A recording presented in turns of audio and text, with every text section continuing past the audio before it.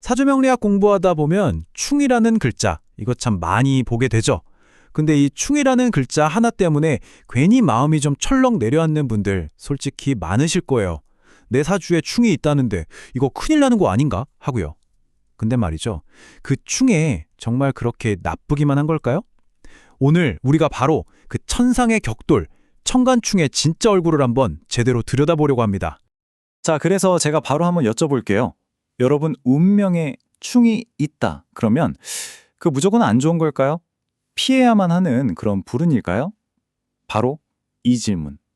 이 질문에 대한 답을 찾아가는 게 오늘 우리의 핵심 과제입니다. 우리가 그냥 막연하게 충은 나빠라고 알고 있던 그 생각에 한번 제대로 도전해 보는 거죠. 보통 충 하면 다들 갈등, 불운 이렇게만 생각하시잖아요. 맞아요. 그렇게 보일 수 있죠. 하지만 한번 보세요. 이 갈등, 이 균열 속에서 완전히 새로운 세상이 열리기도 하거든요. 그러니까 충의 진짜 의미는 그냥 부서지는 파괴가 아니라 이제 뭔가 바뀔 때가 됐어 하는 일종의 변화와 새로움을 알리는 우주의 신호탄 같은 거라고 볼 수 있는 거죠. 자, 이 오해로 가득 찬 충을 제대로 이해하려면요.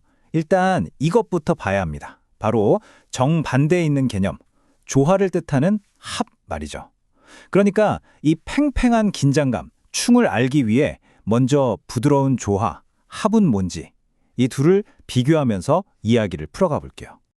이 둘의 차이를 설명하는 정말 기가 막힌 비유가 있어요. 한번 들어보세요.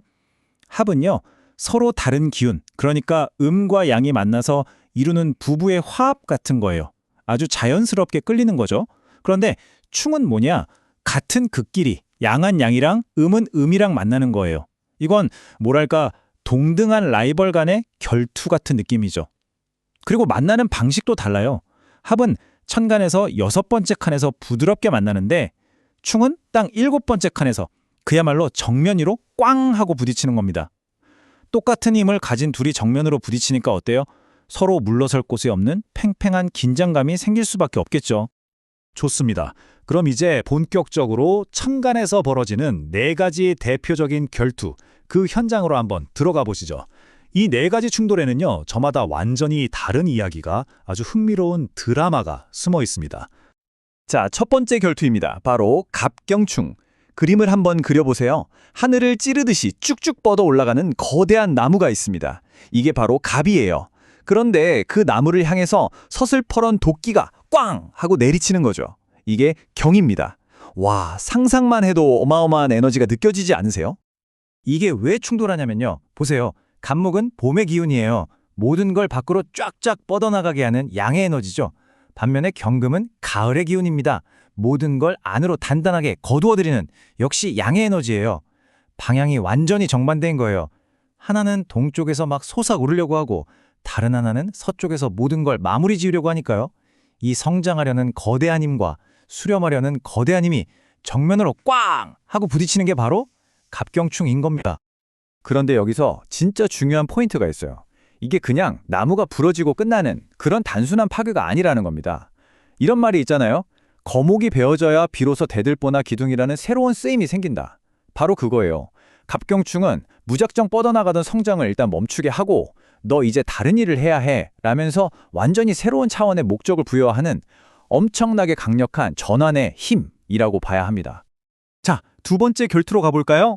을신충입니다. 이건 좀 느낌이 달라요. 갑경충이 거대한 도끼였다면 이번엔 뭐랄까? 걷잡을 수 없이 부드럽게 번져나가는 여린 풀들. 그리고 그 무성함을 아주 예리하게 정리하는 작은 낫의 만남 같은 거예요. 그 거대한 충돌과는 다른 훨씬 섬세하고 정교한 그런 긴장감이 느껴지시죠? 을목은 부드럽게 옆으로 퍼져나가는 음의 나무고요.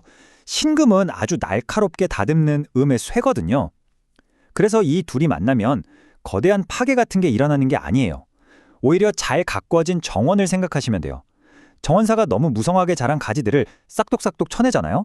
그런 것처럼 불필요한 것들을 정리해서 명확한 질서를 잡아주는 과정에 훨씬 가깝습니다. 맞습니다. 그러니까 을신충은 무슨 큰 폭발이 아니라 작고 예리한 마찰 같은 거예요. 우리 삶에 빗대어 보면 너무 과한 욕심이라던가 불필요한 인간관계, 또 머릿속에 막 엉켜있는 생각들, 이런 것들을 마치 가지치기 하듯이 싹 정리해주고 자, 이제 진짜 중요한 것에만 집중해 라고 말해주는 그런 섬세한 힘이라고 할 수 있죠.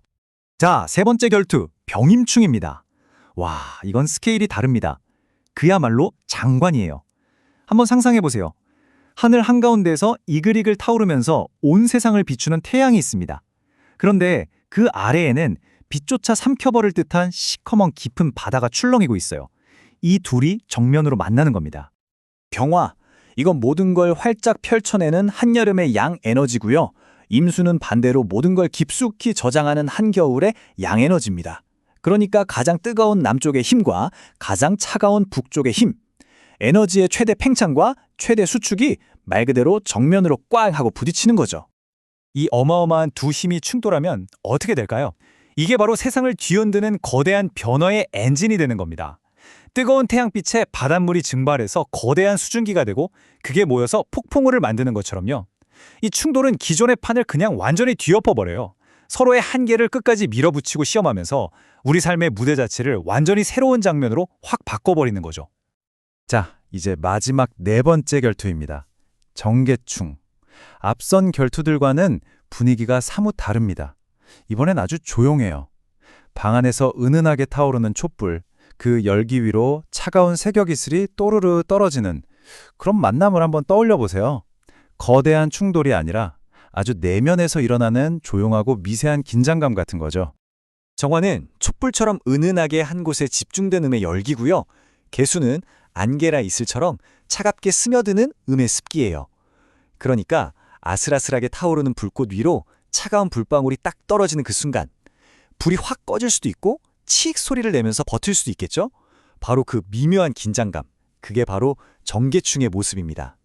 바로 이 정계충을 보면서 우리는 아주 중요한 사실을 깨닫게 돼요. 충이라는 게 항상 막 시끄럽고 거대한 폭발은 아니구나.